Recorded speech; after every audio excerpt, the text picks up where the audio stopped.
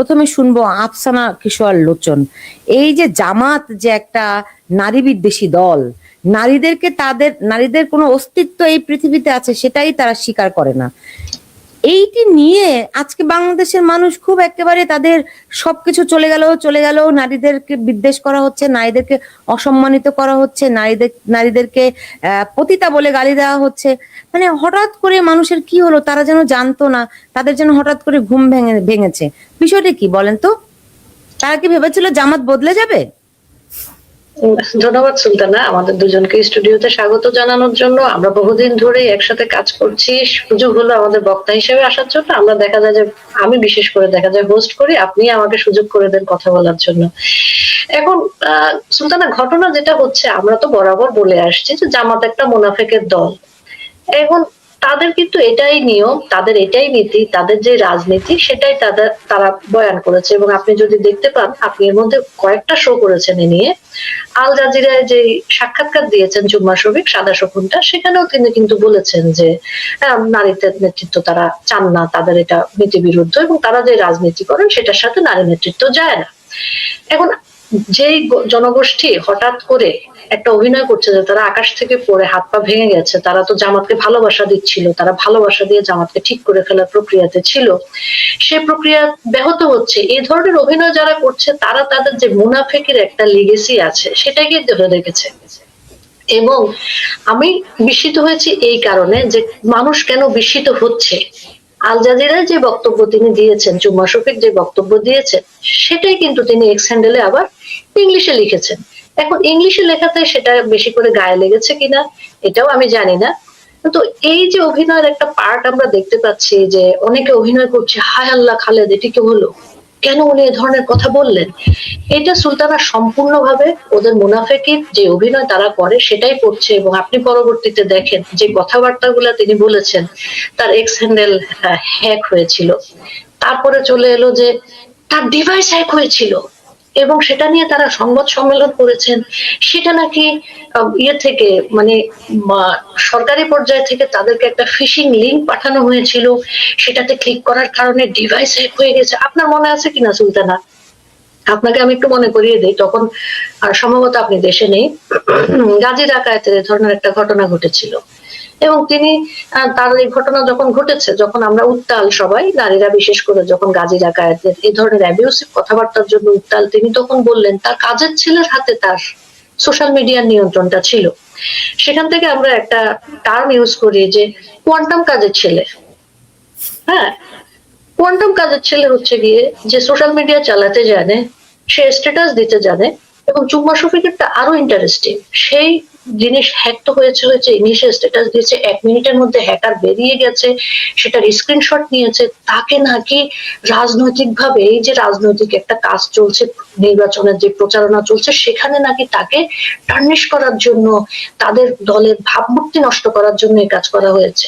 ভাবমূর্তি নষ্ট করার কি আছে, তাদের তো এটা দলীয় এজেন্ডা, তাদের যে রাজনৈতিক ম্যানিফেস্টো সেখানে এটা লেখা, এখানে ভাবমূর্তি নষ্ট করার কি আছে। এবং পরবর্তীতে তাদের যে নারীরা তাদের সংগঠনে আছে, তারা কিন্তু সংবাদ সম্মেলন করে বলছে যে তাদের রাজনীতিতে নারী নেতৃত্বের কোনো জায়গা নাই।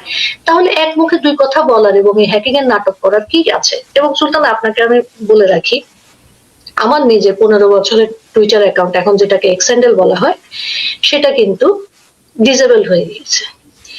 আপিল করার পরেও গত 3 মাসে কিন্তু আমি ফেরত পাইনি।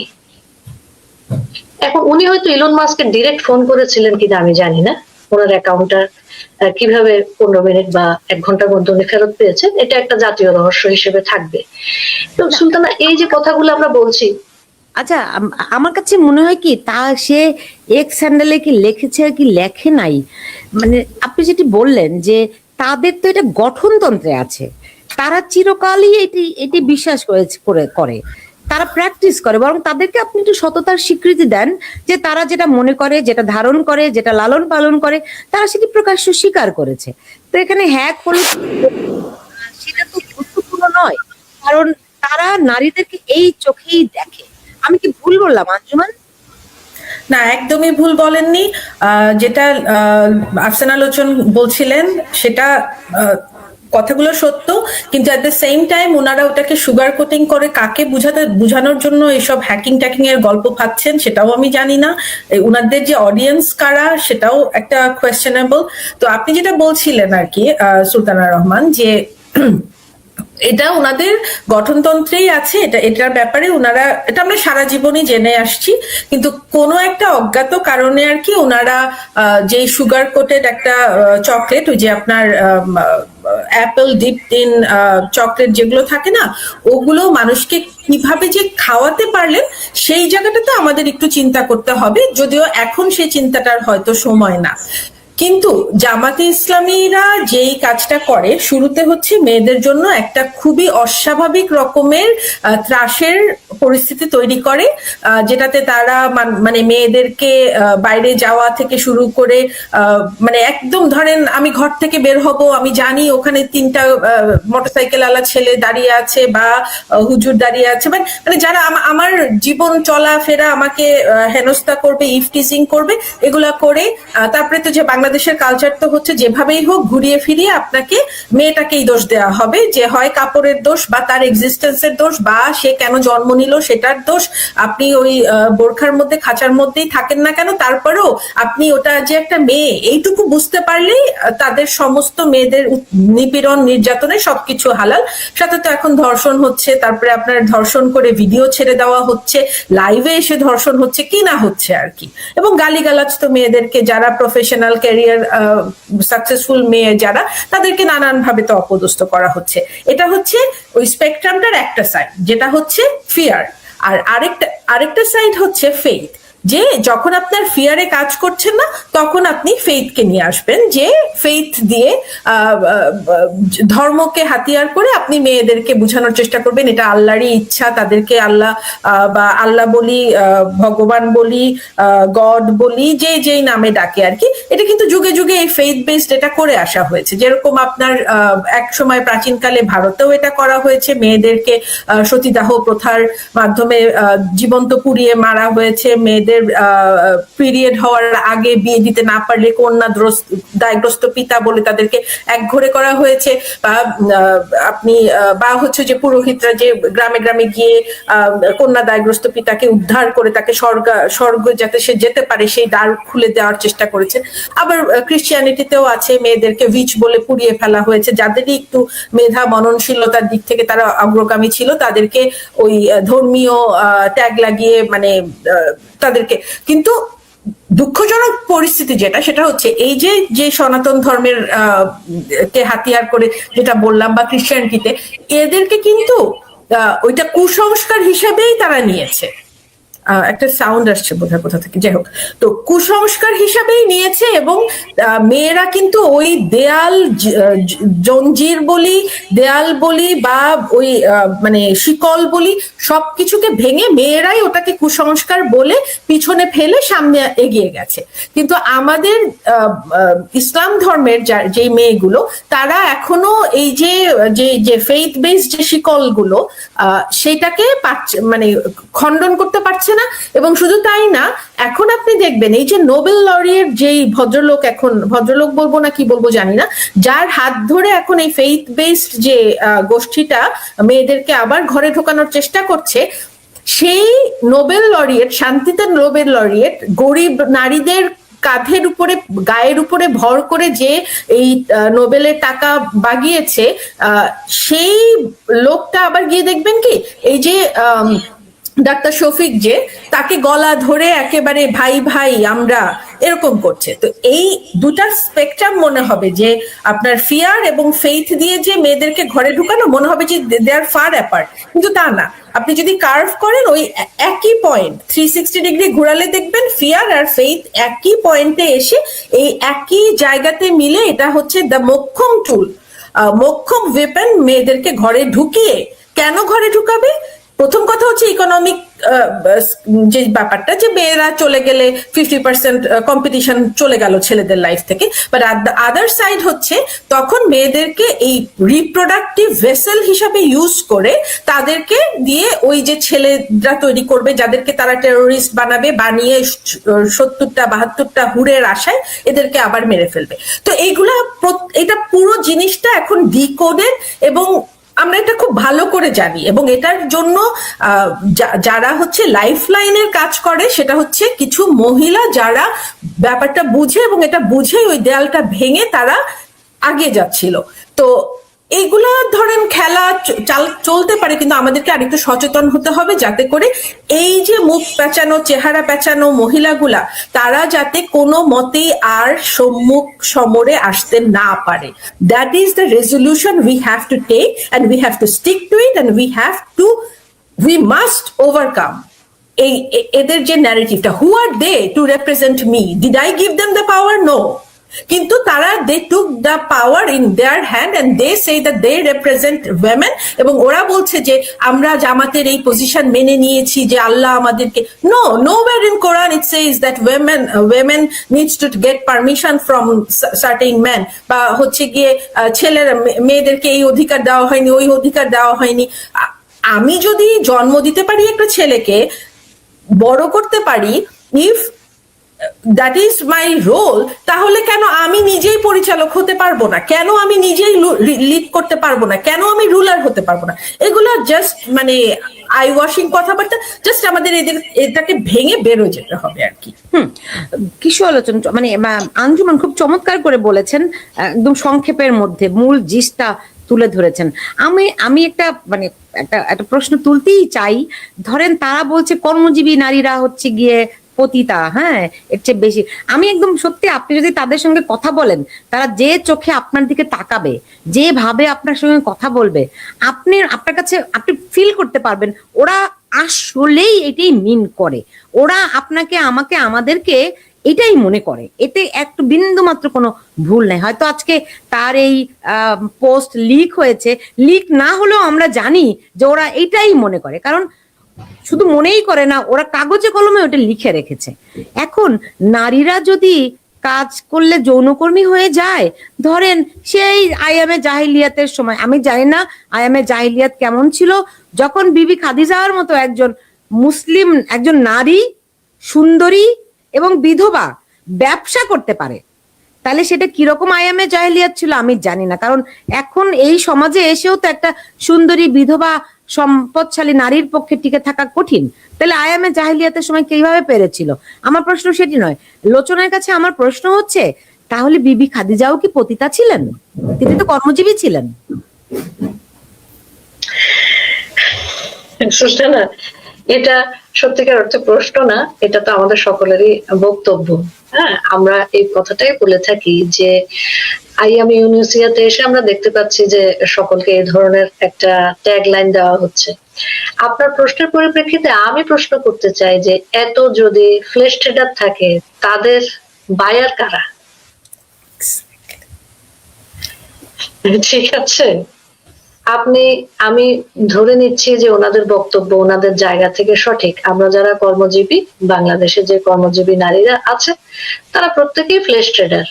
তো তাদের বায়ার কি? তারা শফিকেরা বাই করছে, তার মানে কি? অপরাধী? হ্যাঁ, ওটা হালাল, ওদের জন্য হালাল। দেখেন সুলতানা, আমরা যদি ক্যারিয়ার প্যাথ ইজ হালাল, তাহলে এটা নিয়ে এত কথা বলছি কেন? না, ওদের জিনিসটা যেটা হয়েছে সুলতানা, এটা আমি জায়গায় বলেছি।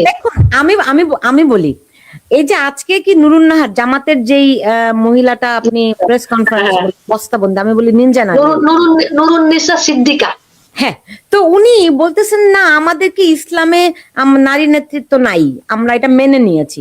আরে ভাই, উনি যেটা বলেছে এক্সাক্ট কথাটা বলেছে, নারীর পরিচালক পুরুষ, তাই শীর্ষ পদ মুখ্য নয় জামাতের নারীদের কাছে। রাইট। তো ওনারা রাস্তায় নামেছেন কেন? উনি বাসা ঘরে বসে আল্লাহ বিল্লাহ করুন, ওনার নামাজ রোজা উনি করুন, ওনার যা যা ধর্ম চর্চা করতে, ওনার রাস্তায় নেমে এসে পুরুষের সামনে বসে কথা বলে কিভাবে? এটা কি জায়েজ? তাহলে না, এটা যেটা ওরা যেটা ব্যাখ্যা করে আর কি, এটা ওদের ভাষায় তাকিয়া বলা হয়। আপনাকে ক্ষমতা পাওয়ার জন্য, ক্ষমতার কেন্দ্রবিন্দুতে যাওয়ার জন্য আপনি যা যা করবেন তাই জায়েজ, তাই হালাল। সেজন্য ওরা পতিতাও হতে পারে, তাই তো? জি হ্যাঁ।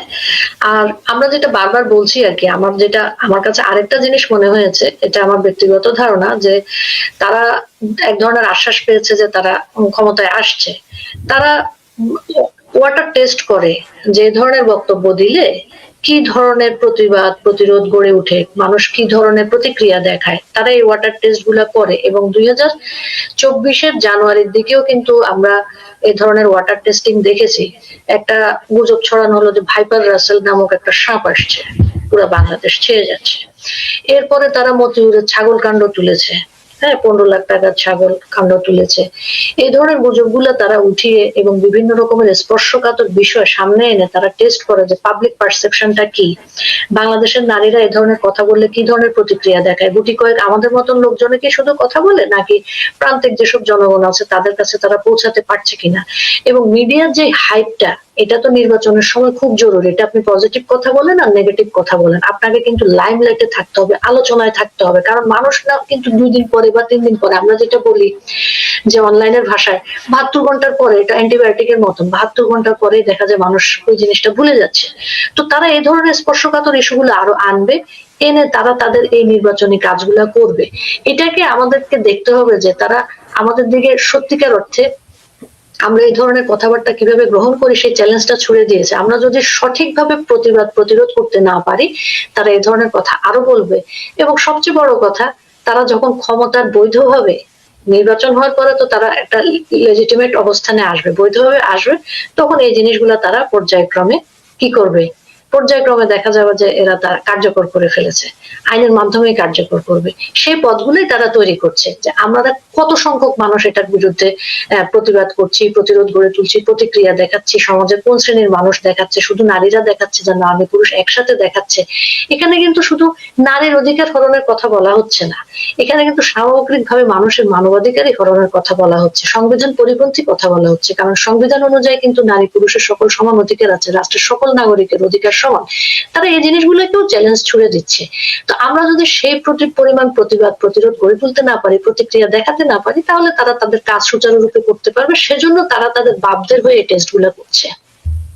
জি জি, একদম সঠিকই বলেছেন। এখন তারা তারা ধরেন শফিক, আঞ্জুমান, আপনি নিশ্চয়ই মনে আছে, শফিক বলেছিলেন যে নারীরা কত 5 ঘন্টা কাজ করবে, নারীদের 5 ঘন্টা মানে কর্ম সময় কমিয়ে দেয়া হবে।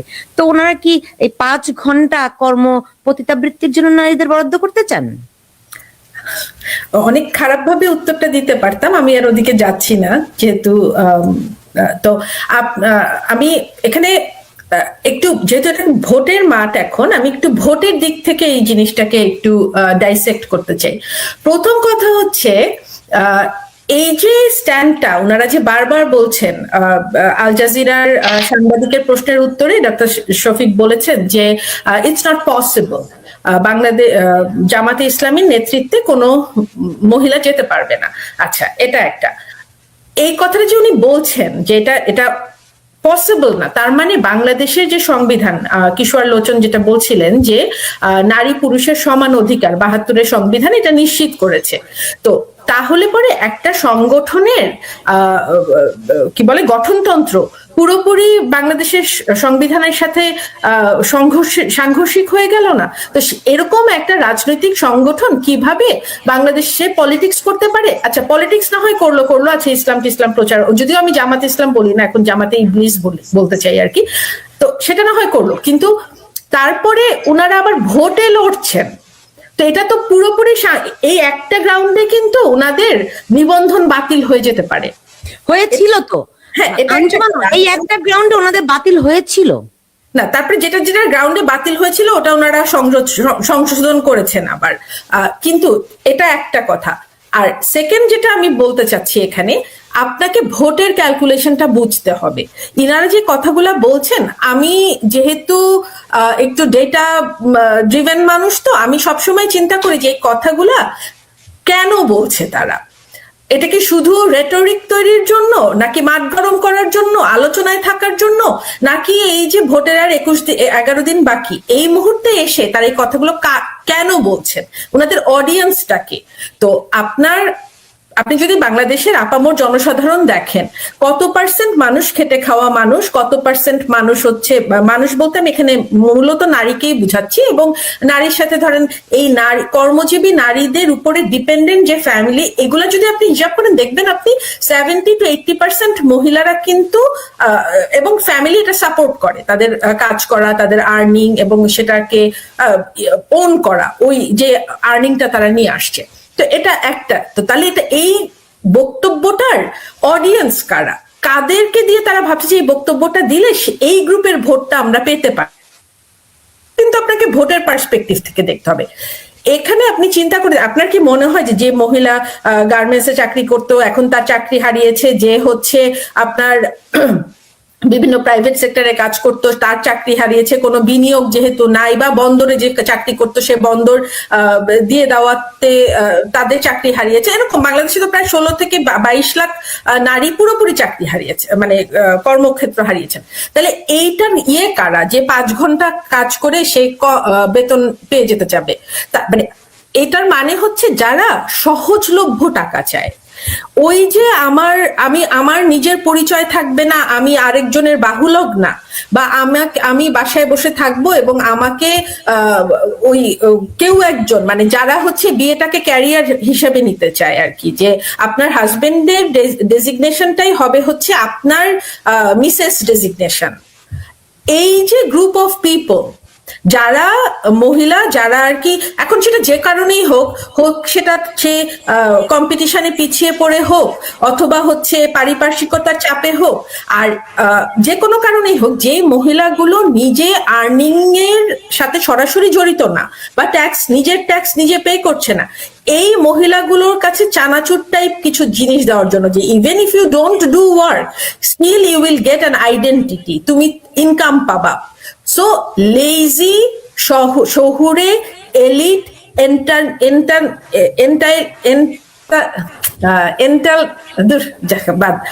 যাই হোক ওই টাইপের মানুষ যারা আর কি ওই বড় বড় ফ্যামিলি থেকে এসছে, শুধুমাত্র বিয়েকে ক্যারিয়ার করে যাদের লাইফ চলে, তাদের ভোটটা নেওয়ার জন্যই এই কথাগুলো, অন্য কিছু নেই। এবং যখন আপনি নিজে উঠতে পারছেন না, তখন অন্যকে আপনি নিজের স্তরে নামিয়ে আনেন।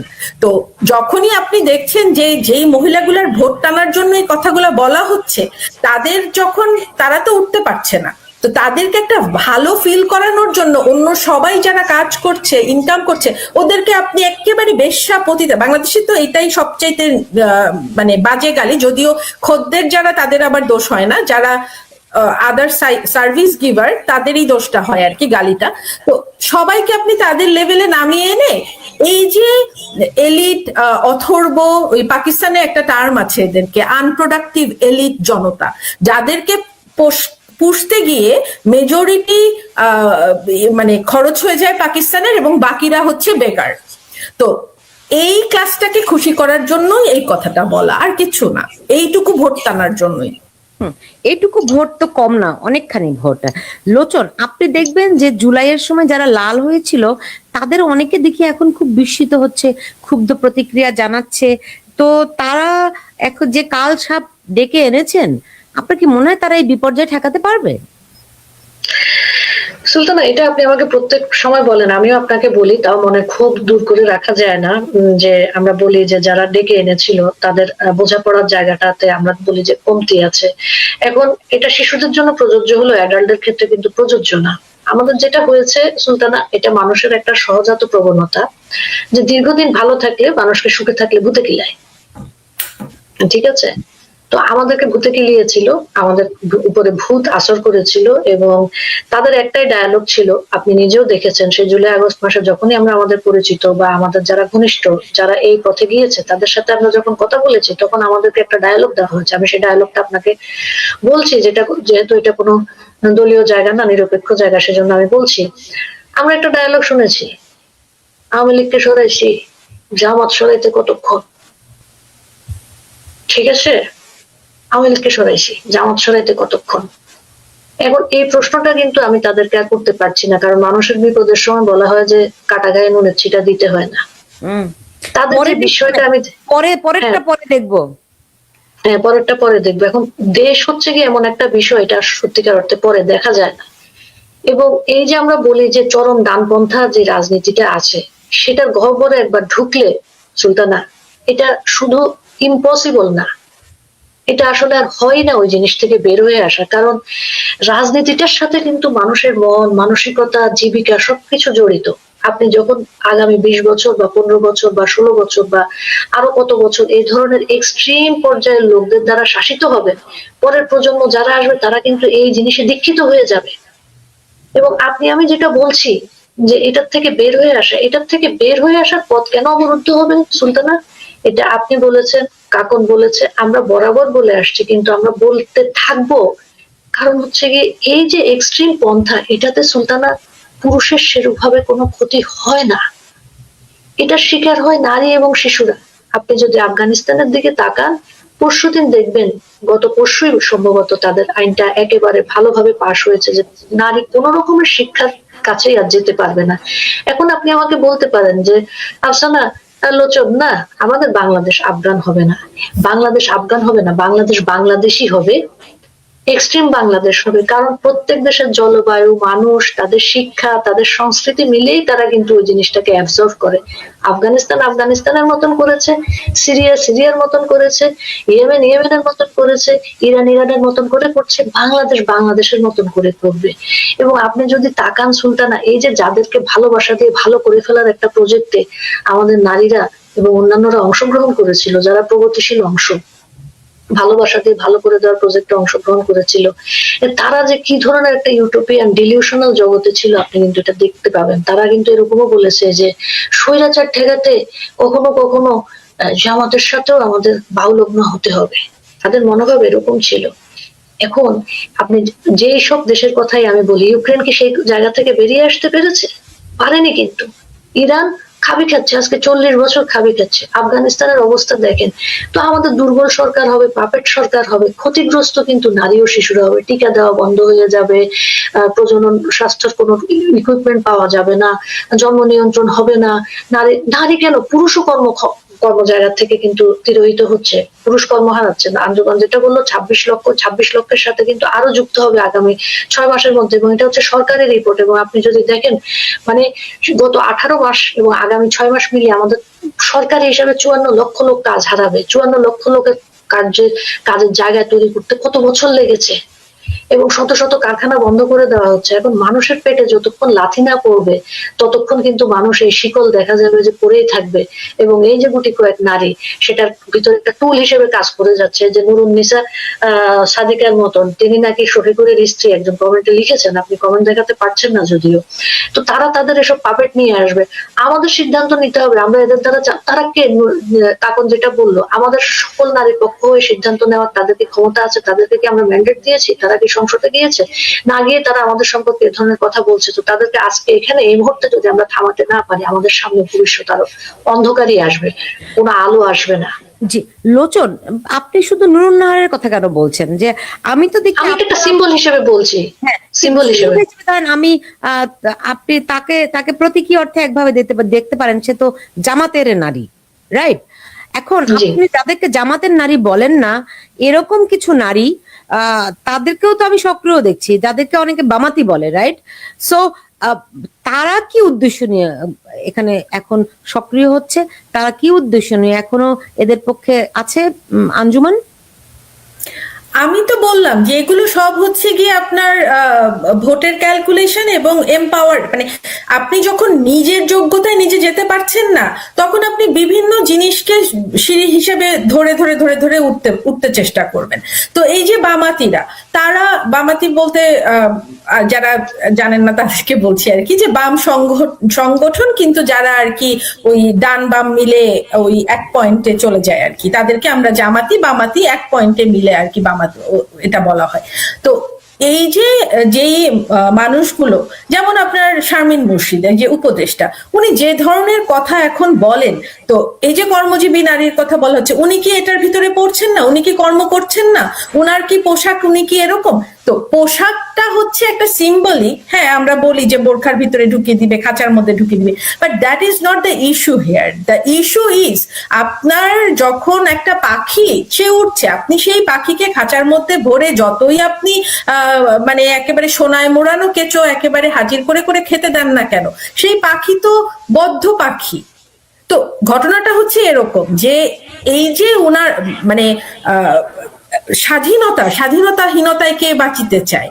তো বাংলাদেশের যেই মহিলারা, যেই কারণে আমি কথাটা আবারও বলছি, কিন্তু যারা এই এলিটিজমের প্রোডাকশন সেটা হচ্ছে বামাতি, আর জামাতি তো যারা বলছি এই মুখ ঢাকা এই চেহারার, মানে আল্লাহ তো প্রত্যেকের ফেসটাকে একদম মানে কারোর সাথে কারো মেলে না, ফিঙ্গারপ্রিন্টের মতো একটা ফেস। তো এইটাকে ঢেকে রাখার কারণটা কি? কারণ হচ্ছে কি, আপনি ইউ আর নো বডি, আপনার ফেসটা তো আপনার পরিচয়, তো you will be nobody. তো এটার পিছনে কে আছে, কে আমাকে রিপ্রেজেন্ট করছে, এটা একটা বিগার কনস্পিরেসি। এবং এই কনস্পিরেসির ভিতর থেকে এটাকে যদি খণ্ডন করে আমরা বের না হয়ে আসতে পারি, আমাদের সামনে ওই যেটা লোচন বললেন যে সমূহ অন্ধকার, এবং অন্ধকার। আমি যে পয়েন্ট ওটা আমি একটু বলে নিই, সেটা হচ্ছে এটা খুব কম ফ্র্যাকশন একটা পিপল। মবোক্রেসি যখন করা হয়, যে গ্রিক মবোক্রেসি যেটা ডেমোক্রেসি তখন যেটা ছিল আলটিমেট ডেমোক্রেসি, রাজা কিছু একটা চান, তখন উনি ওই যে একটা ধ্যানধারা ঢোল নিয়ে একটা মানুষকে একটা চার রাস্তার মোড়ে পাঠান, তারপরে বলেন এই এটা আমরা রাজার ইচ্ছা হয়েছে, এটা করবে, কে কে আছেন আসেন আপনাদের সমর্থন জানান। তো ওই যে ভ্যাগাবন্ডের মতো দুই চারটা লোক যারা ঘুরে ঘুরে বেড়াতো, তাদের কাজই ছিল ওখানে গিয়ে এই তো আছি করে ওটা সমর্থন দিয়ে, এই তো রাজার সমর্থনে দুইজন লোক পাওয়া গেছে বলেছে, সুতরাং বিল পাস। তো এটা হচ্ছে সেই মবতন্ত্র। তো বাংলাদেশে এখন এই যে যারা বলছেন যে তারা representative, they are not the representative. বাংলাদেশের খেটে খাওয়া মানুষ, যে কৃষানি, যে হচ্ছে শ্রমিক, যে ইভেন যে রাস্তা ঝাড়ু দেয়, they take pride in their own work. তাদের ওই 100 টাকার যে আওয়ারলি তারা পায় বা whatever, they deserve that, they earn that. তো যারা ওই সমস্ত কথা বলে যে আমাদের ঘরে থেকে আমরা 5 ঘন্টার টাকা পাবো নাকি বাসায় থাকার জন্য ভাতা পাবো, এগুলা কি ওই আত্মসম্মান আলা মানুষগুলো কি মেয়েরা পছন্দ করে না? কিন্তু unfortunately we are making this face Dhaka যে চেহারাগুলো এসে আজকে কথা বলে গেলেন, I do not even want to say their names, কারণ ওই নেমের সাথে চেহারার যদি আপনি মিল করতে না পারেন, তাহলে এটা ইটস নট অ্যান আইডেন্টিটি। তো এদের নাম একটা বলে, এটা ক হোক, খ হোক, কোকিল হোক, কি হোক, ওই চেহারা তো আমি জানি না, কালকে যদি আরেকজন এসে বলে এটাও আমি তো জানবো না। তো এটা যে কোন দিকে যাচ্ছে, এবং দে ডু নট রিপ্রেজেন্ট বাংলাদেশের আপামর খেটে খাওয়া মানুষ, এই কথাটা কিন্তু আমি বারবার বলছি। এবং তাদেরকে let them take their own decision through মানে একটা প্রপার ইলেকশনের মাধ্যমে। আপনি 50% মানুষের ম্যান্ডেটকে দূরে সরিয়ে রেখে একটা কি আমি দামি কি যে একটা করা হচ্ছে, এবং বলছেন যে মানে সেই গ্রিক ডেমোক্রেসির দিকে যাচ্ছে আর কি, সরি গ্রিক মবোক্রেসির দিকে যাচ্ছে আর কি বাংলাদেশ। সো এটা রিপ্রেজেন্টেশন না, না, নিঃসন্দেহে এটা রিপ্রেজেন্টেশন না।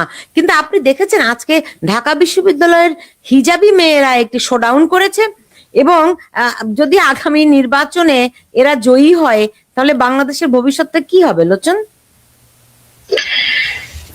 সুলতানা, ঢাকা বিশ্ববিদ্যালয়ে তো তারা এই ধরনের শোডাউন বহুদিন ধরেই করছে, আমরা এর আগেও দেখেছি হিজাব দিবস তারা পালন করছে। বিএনপির ছাত্র দলের মেয়েরা তারা আবার একটা ঝাড়ু মিছিল করেছে, তো বিএনপিও মনে হয় যেন আকাশ থেকে পড়েছে, তারা বোধহয় জানতো না। এটা একটা একদম হায় আল্লাহ খালেদ অবস্থা, তারা সবই জানতো। এবং বিএনপি তো আমি এক ধরনের দোষ দিবই এখানে, যেহেতু দেখেন কাগজে কলমে তো আওয়ামী লীগকে নিষিদ্ধ করা হয়েছে। আওয়ামী লীগের ইচ্ছা থাকলেও বা প্রগতিশীল মানুষদের ইচ্ছা থাকলেও তারা অনেকে কথা বলতে পারছেন না। আমরা যারা বাইরে আছি তারা হয়তো টুকটাক কথা বলছি। বিএনপি কিন্তু একটা আপার হ্যান্ডে ছিল, বিএনপির কিন্তু সব ধরনের সম্ভাবনা ছিল এই বিষয়ে কথা বলার, তাই না? তারা কি করলো, তারা তাদের নারী কমরেড যারা আছে, রুমিন ফারহানার মতো মানুষকে কিন্তু তারা বহিষ্কার করেছে। এখন বিএনপি কেন কথা বলতে পারে না সেটা আমি বুঝতে পারি, এখন এই ব্যাখ্যাটা অনেকের কাছে গ্রহণযোগ্য হবে না, কিন্তু আমরা যেটা দেখে এসেছি, আমরা যেটা দেখে এসেছি সেটা হচ্ছে গিয়ে পাকিস্তানের টাকায় পালা পোষা যাওয়া এবং আইএসআই কোলে উঠে দেশে ফেরা কেউ তো সত্যিকার অর্থে এই মতবাদের বিরুদ্ধে যে কথা বলতে পারবে না। সেজন্য টিএসসি তে তারা যদি ঝাড়ু মিছিল করেও থাকে, সেটা সার্বজনীন ঝাড়ু মিছিল হতে পারছে না। ওটা কিন্তু আমরা দেখেন, আমরা এখানে বসে বলছি যে এটা বিএনপির হবে কেন? এই মুহূর্তে তারা যেহেতু মাঠে থাকতে পারছে, তারা কেন আপামর জনসাধারণকে নিয়ে এই ঝাড়ু মিছিলটা করতে পারেনি? এটা আমাকে বলেন।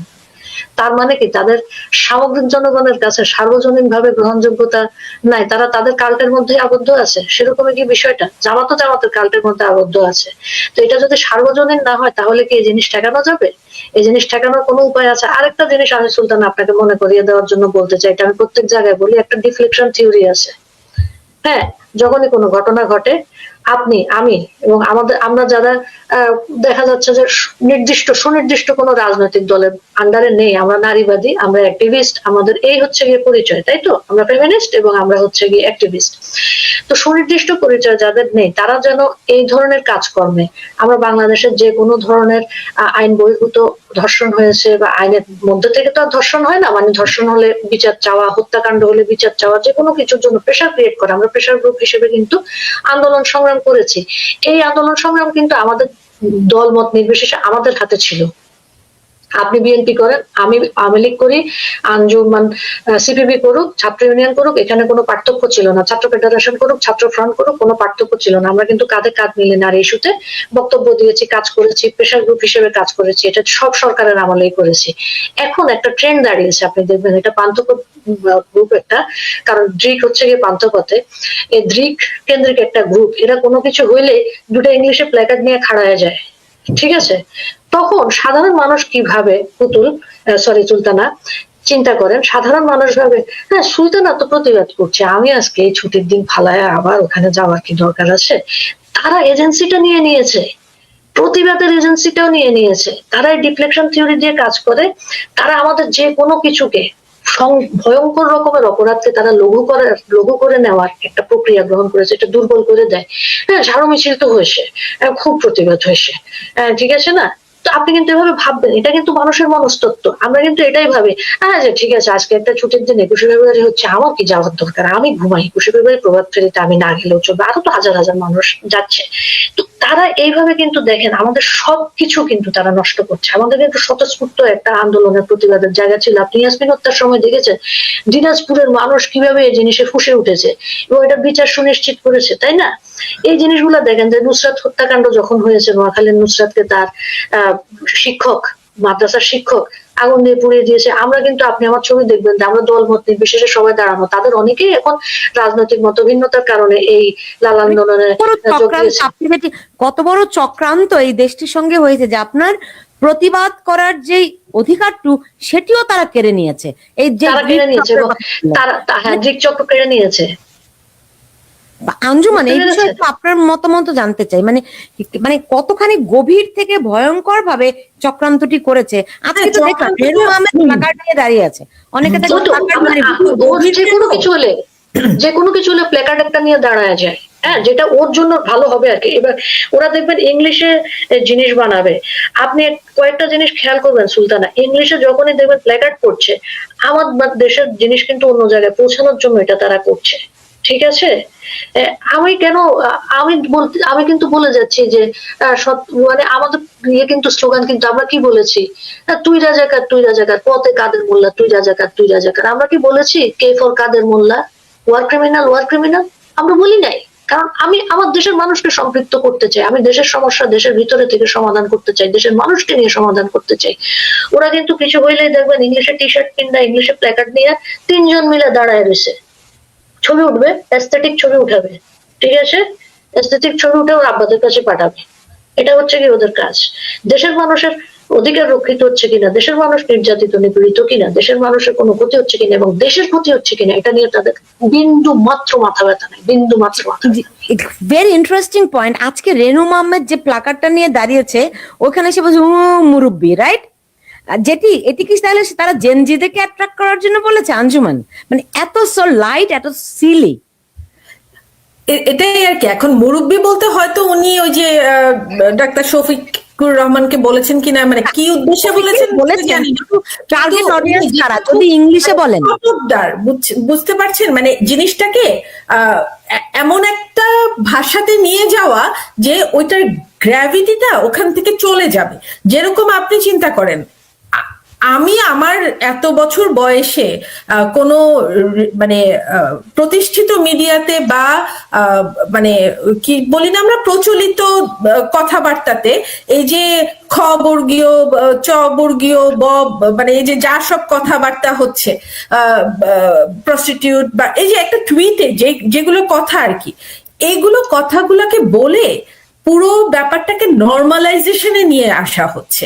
এখন এটার একটা কি পসিবিলিটি হতে পারে কি না, আমি এখন এই যে কিশোর লোচনের কথাটা শুনতে শুনতে, যে কেন এরা করছে, অডিয়েন্সটা কারা, কাদের জন্য এটা করা হচ্ছে। এই যে দৃক যে তিনজনের একটা প্ল্যাকার্ড নিয়ে দাঁড়িয়ে যায় ইংলিশে লেখা, যারা হচ্ছে ওদেরকে ফিট করছে, মানে একদিক থেকে ফিয়ার ফেথ দিয়ে যে একটা টার্মোয়েল তৈরি করে, যে প্রভু যারা আর কি, এখন এটা কি তাদেরকে দেখানোর জন্য যে আমি 3 ফ্রন্টে খেলছি, 3 ফ্রন্টে খেলার টাকা দিয়েছি, যে 1 ফ্রন্টের টাকার পারফরমেন্স ডেলিভারি করা হলো, ইট কুড বি দ্যাট।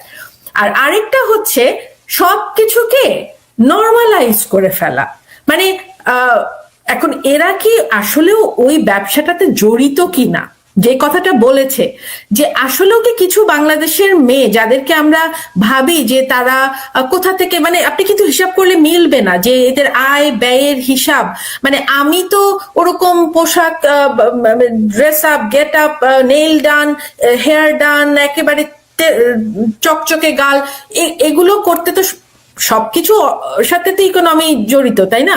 তো এরা যে ইনকামটা করছে আসলেও কি ওরা এরকম কিছুর সাথে জড়িত কিনা, এবং সেটাকে নর্মালাইজ করার জন্য যে হ্যাঁ সব ওয়েমেন নিয়ে সব করে, এটা বলে কি চালিয়ে দেওয়ার একটা মানে চেষ্টা হচ্ছে কিনা, কনস্পিরেসি, যে বাংলাদেশে কি ওই পেশাটাকে লেজিটিমাইজ করার চেষ্টা হচ্ছে কিনা under the cover of mass women's career.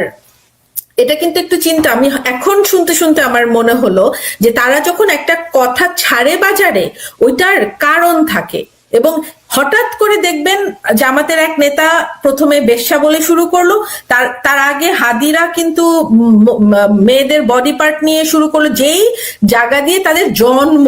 ওরা তো সি সেকশনের আবার ভীষণ বিরোধী, কারণ সি সেকশন হলে মেয়েদের মানে হয়তো কিছু সুবিধা হয়, তারা মেক শিওর করতে চায় মেয়েরা যাতে কোনো সুবিধা না পায় আর কি।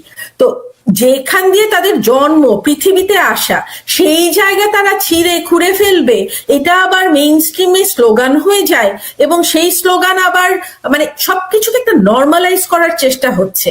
তো এটা কি কোন বিগার কনস্পিরেসির থিওরি, এবং কোন মানে আমরা অতিরিক্ত হয়তো ইউজ করে ফেলেছি মেটিকুলাস ডিজাইন টার্মটাকে, কিন্তু আমি এখন আসলে এটাকে খুব একটা মানে সিরিয়াস ভাবেই নিচ্ছি, যে এটা এত কনসার্টেড ওয়েতে একেবারে ধামাকা দিয়ে ছেড়ে দেওয়া হলো, তাই না? যে এটা কোনটার অংশ, এটা একটু চিন্তা করতে হবে আর কি। জি জি, লোচন, আপনার কি মনে হয় বিএনপির এরকম একটা অবস্থায় বিএনপির উচিত নির্বাচনটাকে বয়কট করা, বর্জন করা? কারণ এই নির্বাচনে তাদের কোনো ফায়দা কি আছে? ফায়দা তো দেখি না আমি কোনো। সুলতানা, বিএনপি নির্বাচন বর্জনের আগে আমি দুইটা জিনিস কাকনের সাথে যুক্ত করতে চাই আপনার অনুমতি নিয়েই। ও যেটা বলেছে যে তারা প্রতিবাদ করার খেলা খেলে, এখানে কিন্তু আরেকটা বিষয় আছে, তাদের টার্গেট অডিয়েন্স শুধু না, আমরা কিন্তু বলে আসছি যে আমাদের দেশে কিন্তু এক ধরনের নিপীড়ন চলছে এবং বাক স্বাধীনতা বলতে কিন্তু কিছু নেই। ঠিক আছে, আমাদের মিডিয়াগুলা কিন্তু ব্ল্যাক আউট হওয়া, আমরা যা খবর পাচ্ছি সোশ্যাল মিডিয়ার মাধ্যমে পাচ্ছি, এবং আমাদের যে ব্যক্তিগত কানেকশন আছে সেখান থেকে পাচ্ছি। এই যে একটা অবস্থা, এই যে বিশ্বের কাছে যে আমরা অনবরত তুলে ধরছি, আমরা কিন্তু যে যার জায়গা থেকে তুলে ধরছি যে আমরা ভীষণ অপারেশনের ভিতরে আছি, আমাদের দেশে সত্যিকার অর্থে সত্যিকার ফ্যাসিস্ট বসা।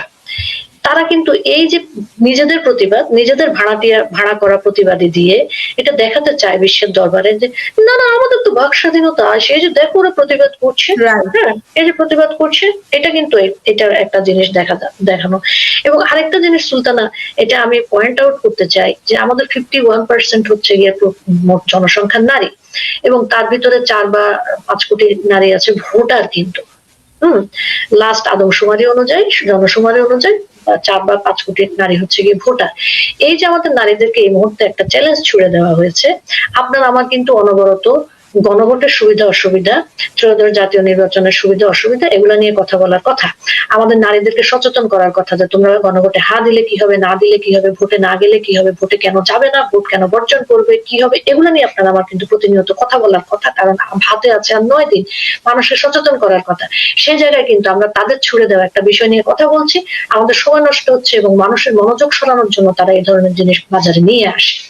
এবং আপনার যে প্রশ্নটা যে বিএনপি কে নির্বাচন বর্জন করবে কিনা, এই জায়গায় কিন্তু সুলতানা আপনার আমার কাগনের এবং যারা শুনছেন বা শুনবেন রেকর্ডেড ভাষণ, এখানে আমাদের ভুল করার কোনো সুযোগ নাই। বিএনপি কিন্তু জুলাই সনদে সাইন করেই নির্বাচনে আসছে, তারা কিন্তু এক ধরনের সম্মতি দিয়ে দিয়েছে যে তারা এই জিনিসের সাথে আছে। জুলাই সনদকে কি বলবো, বৈধতা দেওয়ার জন্য কিন্তু নির্বাচন হচ্ছে এবং নির্বাচনটা করাই হচ্ছে হাওয়াকে জয়যুক্ত করে, যেন জুলাই সনদের মাধ্যমে আমাদের 72-এর সংবিধানকে ছুড়ে ফেলা যায়, আমাদের প্রধানমন্ত্রী শাসিত যেই প্রক্রিয়া আছে সেটাকে যেন আমরা রাষ্ট্রপতি শাসিত প্রক্রিয়াতে নিয়ে যেতে পারি এরশাদ বা জিয়াউর রহমানের আমলের মতন। এবং রাষ্ট্রপতি আপনি দেখবেন জুলাই সনদের 11 ধারায় তারা বলেছে যে রাষ্ট্রপতি নাকি বাংলাদেশ ব্যাংকের গভর্নর নির্বাচন করবে। ঠিক আছে, তো এই জিনিসগুলা সুলতানা মানুষ তো পড়ার সময় পাচ্ছে না। আপনি আমি 1 ঘন্টার আলোচনায় বা 20 মিনিটের আলোচনায় কিন্তু এগুলো ধারাবাহিক ভাবে বলে উঠতে পারছি না। আমাদের কিন্তু সেই বিষয় নিয়ে কথা বলার কথা, আমাদেরকে ডিরেল করার জন্য তারা আমাদেরকে এই ধরনের প্রশ্ন, এই ধরনের চ্যালেঞ্জ ছুড়ে দিয়েছে। তাদের এটা নিয়ে কিছু যায় আসে না, নারীকে তারা শেকল পরাবে কি পরাবে না, বোরখা পরাবে কি পরাবে না, কাজ তারা ওই ডিসিশন তারা অনেক আগে নিয়েছে। এবং আমরা যেটা ভাবছি যে কালকে জামাত যদি চলে আসে, জামাত চলে আসলে পরের দিন সকালে বলবে হ্যাঁ লোচন তুমি বোরখা ছাড়া যেতে পারবে না, এটা একটা স্লো প্রক্রিয়া। তারা এই যে ওয়াটার টেস্টটা করতে থাকবে, করতে করতে এই জায়গাটা প্রথমে কি করবে, এই যে দেখেন আমরা দেখেছি যে আকিজ একটা সময় তার চাকরির বিজ্ঞাপন দিল, বিধর্মীরা এখানে ইয়ে করতে পারবে না, অ্যাপ্লাই করতে পারবে না। প্রক্রিয়াগুলা কিন্তু এরকমই সুলতানা, রাতারাতি হবে না। আপনি 5 বছর পরে যায় যখন দেশের জিনিসপত্র পর্যালোচনা করতে যাবেন, তখন দেখবেন যে হায় তখন তো বিসিএস এ 17% নারী আসতো, এখন কেন 2%? ওকে, আপনি তখন পাবেন তথ্যগুলা। আপনি যখন তথ্য উপাত্ত, যে আজকে আমি আলোচনা করছিলাম, তথ্যও কিন্তু তারা গোপন করে রাখছে। বাংলাদেশ ব্যাংকের ওয়েবসাইটে যদি যান, সেপ্টেম্বরের পরে তারা কোনো ডাটা আপডেট করে নাই। তো তথ্য মানুষের কাছ থেকে সুপ্রিম কোর্টের অ্যাপিল বিভাগে সাংবাদিকদের প্রবেশ নিষেধ করে দিয়েছে। ওই তো, এই যে বলেন, ঠিক আছে, এই যে আমাদের একটা জনগোষ্ঠী বাক স্বাধীনতা নাই, ফ্রিডম অফ এক্সপ্রেস নাই, ফ্রিডম অফ প্রেস নাই, জেন্ডার ইকুইটি নাই, জেন্ডার ইকুয়ালিটি নাই, তাদেরকে এখন ঠেলে দেওয়া হয়েছে কোন জায়গায়? তারা দৈনন্দিনের যে জীবনের যুদ্ধ সেটাতে লিপ্ত, তাদের আয় নাই, চাকরি নাই, অনেকের নিরাপত্তা নাই, তারা ওই যুদ্ধ করতে করতে এখন আর freedom of express, freedom of expression, freedom of press, gender equity, gender neutrality এগুলা নিয়ে কথা বলার সময় পাচ্ছে না। এবং এটাই হচ্ছে কালার রেভলিউশনের টেক্সট বুক। এখানে কিশোর লোচনের সাথে আমি একটা জিনিস অ্যাড করি। একটা গল্প আছে যে একটা সিংহ একবার একটা বাঘকে বলল যে এই যে এতগুলো মাংস সবাই মিলে কালেক্ট করে এনেছে বনের পশুরা, তো ও এখন তো আবার পশু বলা যাবে না, প্রাণী বলতে হবে, সংস্কার, মহিলা বলা যাবে না, নারী বলতে হবে, সংস্কার। তো এই মাংসগুলোকে তোমরা সবার ভিতরে ভাগ করে দাও। তো বাঘটা তখন নিয়ে গেল, তো মেইনলি নেকড়েরাই নিয়ে এসেছিল মাংসগুলোকে, তো নেকড়েদেরকে ভাগটাগ করে দিল। তো তখন দিয়ে বলছে, তখন নেকড়েরা তো ভাগ পেয়ে চলে গেল, তারপরে খেয়ে দে, ওখানে নেকড়েদের ভিতরে আবার যে সর্দার, সে বলছে যে দেখো আমরাই তো মাংসগুলো কালেক্ট করে আনলাম, কিন্তু বাঘ তো একটা বড় অংশ নিয়ে নিল, তো আমরা তো যা পেলাম সেটা তো আসলে বাঘটাকে যদি আমাদের না দিতে হতো তাহলে তো আমাদের প্রত্যেকের ভাগে আরেক টুকরা করে বেশি পড়তো। তো সুতরাং এর পরের বার কিন্তু আমরা বাঘকে আর দিব না, এবং বাঘ আমাদেরকে সমতার মানে যে সুষম বন্টন করে নেই, এখানে বৈষম্য করেছে, আমরা আহরণ করে এনেছি, ও করেনি, তো ও খেয়ে নিল আর কি আমাদের আনা খাবার। তো এখানে বৈষম্যমূলক আচরণ হয়েছে। তো তারা ভীষণ প্রোটেস্ট শুরু করলো। তো তখন বাঘ আবার সিংহের কাছে গেছে, গিয়ে বলছে যে এটা কি, আমি তো এত একদম মেপে মেপে মেপে মেপে সবাইকে বন্টন করে দিলাম, অথচ আমার উপরেই এখন সবাই যত রাগ দেখাচ্ছে আর কি। তো তখন সিংহ বলল যে আচ্ছা ঠিক আছে, কালকের মাংস আমি ভাগ করব, তারপরে দেখো কি হয়।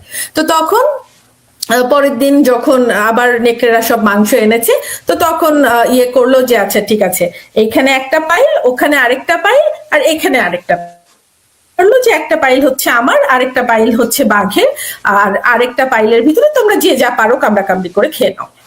তখন নেকড়েরা তো ব্যস্ত হয়ে গেল, কে কাকে ফেলে মানে নিজেদের ভাগ তারা করে নিবে আর কি। তো এরকম যখন হলো, তো তখন তারা নিজেরা কামড়া কামড়ি করে কেউ এক টুকরা পেলো, কেউ পেলো না, কেউ 5 টুকরা পেলো। তারপরে তো ফাইট করে তারা একেবারে মানে টায়ার্ড হয়ে তারা যে যার মতো চলে গেল এবং তারা ঘুমায় গেল। পরের দিন সকালে উঠে তারা আবার মাংসের খোঁজে চলে গেল। তো তখন ওটা দেখে বাঘ বলছে, তখন সিংহ বলছে যে শোনো, তুমি যদি তাদেরকে পিসফুল অবস্থায় থাকতে দাও, তোমার বিরুদ্ধে প্রথম সংগঠিত হবে তারা। তো তাদের বিরুদ্ধে, যে তাদের ভিতরে যদি কিছু কিছু জিনিস লাগিয়ে রাখতে না পারো, you will lose the control. তো বাংলাদেশের আসলে শেখ হাসিনার সময়ে ঘটনাটা ওটাই ঘটেছিল। উনি পুরো বাংলাদেশটাকে সুন্দর মতো নিয়ে তুলতে চেয়েছিলেন, কিন্তু বাংলাদেশের যে কিছু বলবো, সবাই না, ওভারঅল বাংলাদেশের মানুষ ভালোই, এবং তারা বুঝে আর কি, যে কারণ তারা এই নিজেদের হাত দিয়ে পরিশ্রম করবে, টাকা ইনকাম করবে, সেটা দিয়ে তারা পেট ভরবে। তো অধিকাংশ মানুষই মাথার ঘাম পায়ে ফেলেই তাদের পেট ভরায়, বাচ্চাদেরকে পড়াশোনা করায়, পরিবার চালায়। কিন্তু বাকি ওই যে যারা ওই নেকড়ের ভিতরে কিছু অংশ, যারা আর কি ওই তাদের লিডার হওয়ার ইচ্ছা, তারা এই এই যে সুষম বন্টনটাকে বৈষম্যের খোলসে ফেলে দেশটাকে তো ধ্বংস করে দিল। তো এখন এদের হাত মানে আলটিমেটলি আমরা এই কথাগুলো কেন বলছি, আমরা যে বুঝি না তা না, উই ফেল টু এক্সিকিউট। আমাদের যে বুঝি, আমরা যারা ছিলাম, we did not take the front seat, we let them drive the bus to the brink of this cliff. তো এখন কিভাবে উদ্ধার হবে আমরা বুঝতে পারছি সবই, কিন্তু আমরা আসলে এখন পর্যন্ত কনসার্টেড ওয়েতে এমন কিছু করতে পারি নাই যাতে একটা সাইন দেখা যায় যে হ্যাঁ, we are at the front seat of the bus, এবং আমরা চালাচ্ছি, এবং এটাকে বাসটাকে ঘুরিয়ে আবার যে মানে আসল ট্র্যাকে নিয়ে আসবো, এরকম তো কিছু দেখতে পাচ্ছি না। That is what making me scared. যে এইটা যেন করতে আমরা না পারি, সেজন্যই তো ওই যে বলো না, আমাদের প্রতিবাদের এজেন্সিশিপটাও তারা নিয়ে গেছে, অনেক বড় বড় অপরাধকে লঘু করে দিচ্ছে যাতে করে মানুষ ঐক্যবদ্ধ হতে না পারে। আমাকে শেষ করতে হবে লোচন, এখনো তো এরা দেখি কথায় কথায় শেখ হাসিনা কি গালাগালি করে, এই জামাত নারীকে গালাগালি করে, এটাও নাকি শেখ হাসিনারই দোষ। সুলতানা, এটা হচ্ছে কি, এটা একটা মনস্তাত্ত্বিক সমস্যা, এটা সাইকোলজিক্যাল একটা সিচুয়েশন।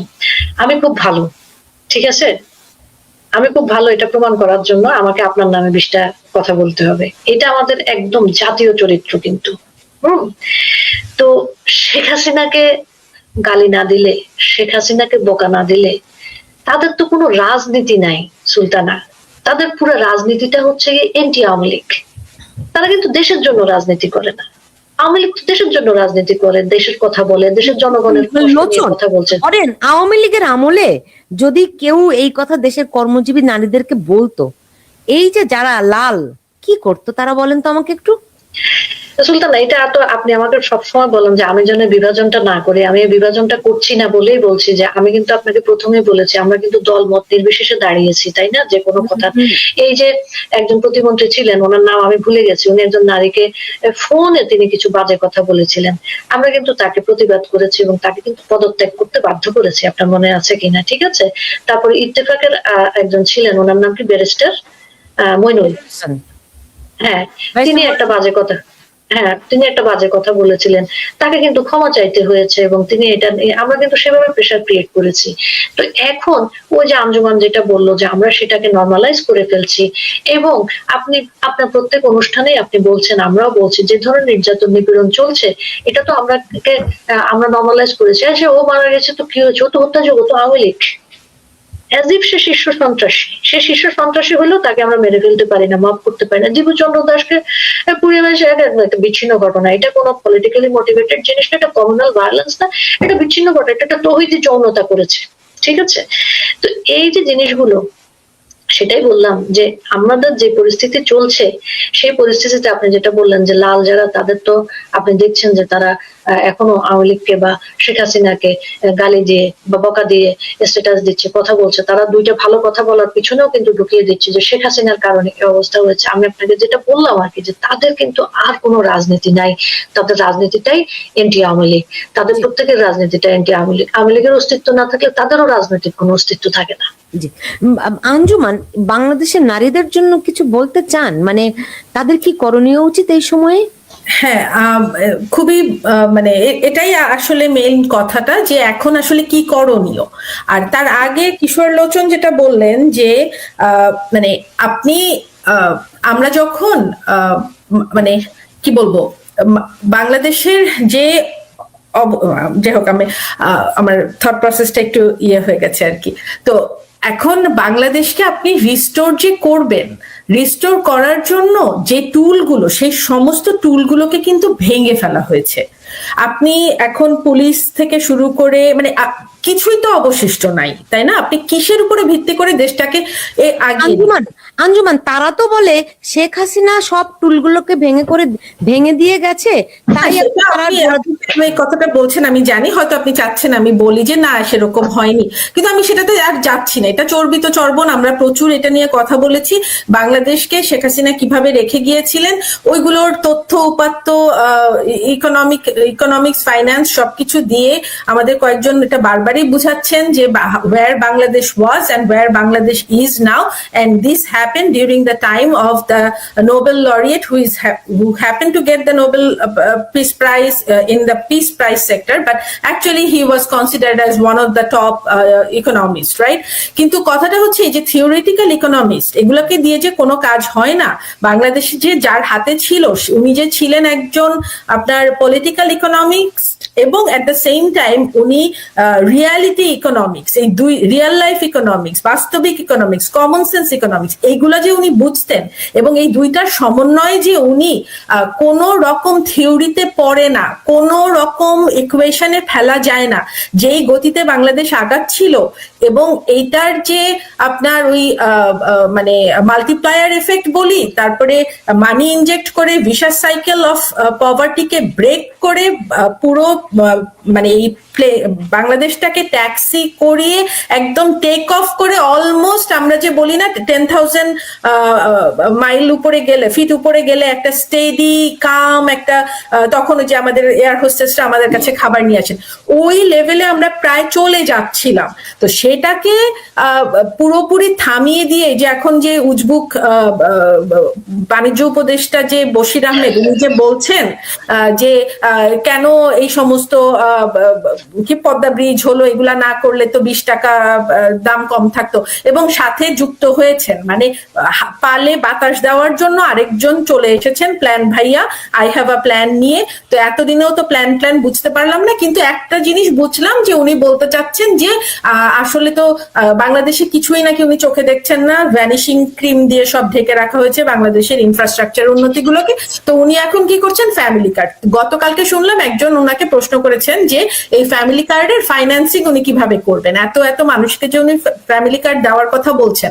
তো তখন উনি বলেন আমি বুঝতে পেরেছি আপনার প্রশ্ন, আপনি বাজেট নিয়ে কথা বলছেন, ফ্যামিলি কার্ডের বাজেট কোথা থেকে আসবে, কিন্তু আপনাকে এটা বলতেই হয় বাংলাদেশে 107 না কতটা যেন এরকম সোশ্যাল ওয়েলফেয়ার প্রোগ্রাম অলরেডি চালু আছে,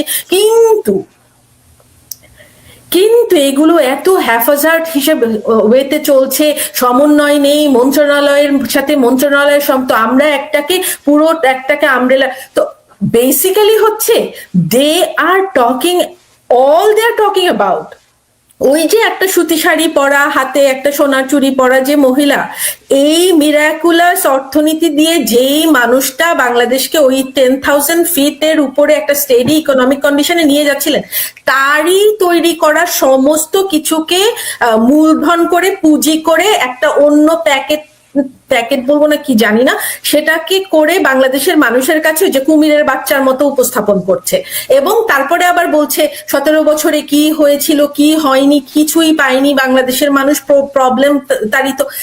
এগুলো এখন এত মানে এরা ইনকম্পিটেন্ট, নাকি তারা মানে because they do not have anything, মগজে কিছু নাই, নাকি মানে I have no idea Bangladesh কাদের খপ্পরে পড়েছে।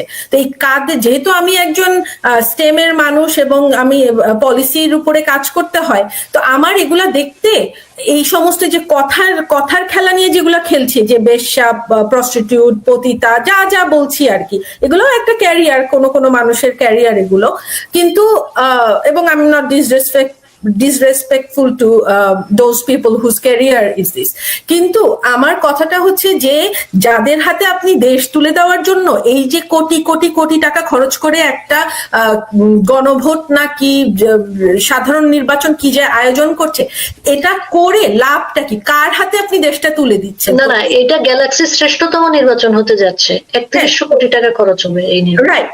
এবং এই যে বিদেশ থেকে এত ক্যারিকেচার করে 4 লাখ ভোট এনেছে, 4 লাখ ব্যালট পেপার নাকি এসে পৌঁছেছে, সেই ব্যালট পেপার গুলো, তো এটা এতখানি ফার্সিক্যাল একটা জিনিস হচ্ছে, আমার পক্ষে এটাকে ওই কাম অ্যান্ড কুল অ্যান্ড মানে কোন রকম এক্সপ্রেশন ছাড়া কথা বলে I have to B the face of, মানে একেবারে হাসি হাসি প্লাস্টিক ফেস, এটা সম্ভব না।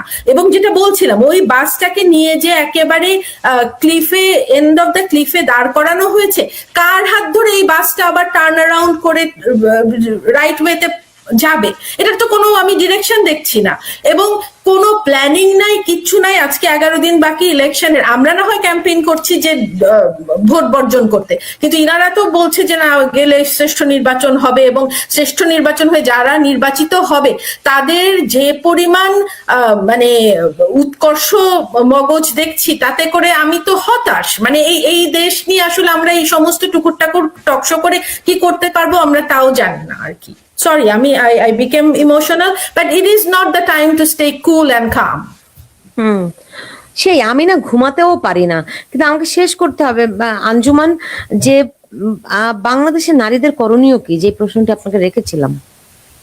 ওই যে বললাম, এখন যার হাতে বাংলাদেশটা নিরাপদ ছিল, যার শক্ত হাতে হাল ধরাতে বাংলাদেশটা, বা যদি আপনি এখন ফ্লাইটই বলি যে ওই ফ্লাইট যে আর কি যে জিনিসটা থাকে যেটা দিয়ে ফ্লাইট টেক অফ করে, যার হাতে ছিল বাংলাদেশ, তার হাতে ফিরিয়ে দিতে হবে। এবং the only way to do this at this point, to be very honest, আমি আবার হচ্ছে কি, যে যেটা ওয়ার্ক করেছে সো ফার, আমি সেইটাকে, মানে যেটা পরীক্ষিত একটা ব্যবস্থাকে কেন আমি মানে সরিয়ে ফেলে দিয়ে বলবো অ্যামেচারদেরকে এনে, যে কোনোদিন ধরেন ব্যালে ড্যান্সাররা যে কোনোদিন মানে ওরকম পায়ের উপরে দাঁড়ায়নি, তাকে আমি বলবো যে please give a world class performance, এটা তো হয় না।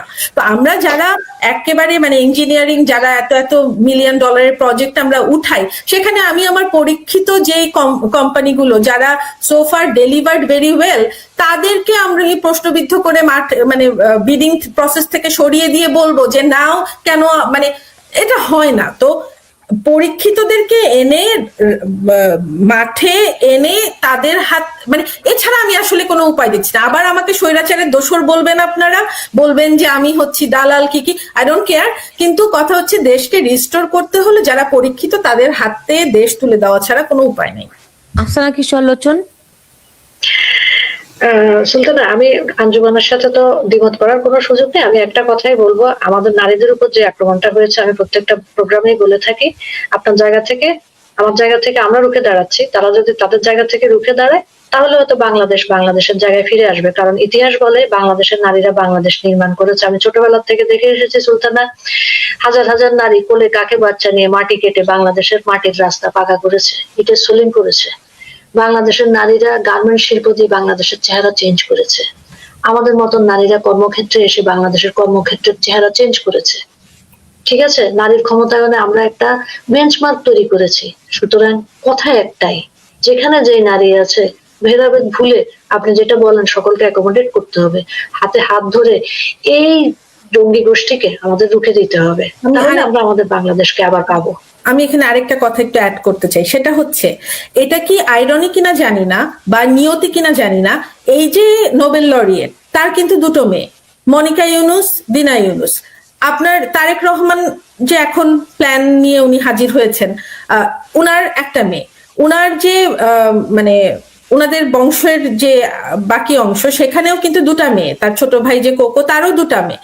তো এই যে মেয়েগুলার সম্পর্কে যে এই ধরনের ডেরোগেটরি কমেন্ট করা হচ্ছে, তো ডক্টর ইউনুস কি ভাবেন যে ওনার মেয়ে, এই যে Monica Yunus, she is not capable or worthy of ruling something or directing something? বা তারেক রহমান কি বিশ্বাস করতে চান যে ওনার মেয়ে যাকে উনি জন্ম দিয়েছেন বা মানে যাকে পরবর্তী টর্চ বেয়ারার হিসাবে ভাবা হচ্ছে, তো she is not worthy of? তো এগুলো আসলে শুধু মেয়েদের ইয়ের ব্যাপার না, এটা এক কনসার্টেড ওয়েতে, মানে ইট কেম ডাউন টু, ওইটা আমরা বলি আর কি যে হোলিস্টিক অ্যাপ্রোচ লাগবে, হোলিস্টিক অ্যাপ্রোচটা কারণ এখানে ছেলেদের ইনভলভমেন্ট লাগবে, কারণ ওই একটা মেয়ের বাবা বা পরিবারে তো ছেলেরাও আছে, তো ছেলেদেরকেও এখানে বলতে হবে যে what are you talking about? আমাদের বাসার মানুষগুলা যারা হার্ড আর্ন মানি আর্ন করছে তাদেরকে ছোট করার তোমার কি অধিকার আছে? তো এখানে আসলে এই জন্যই আমি কথাটাকে একটু অ্যাড করতে চাইলাম যে যেই লিডারশিপদের কথা বলছেন সেই লিডারশিপদেরও কিন্তু আইরনি হচ্ছে তাদের সবগুলোই মেয়ে।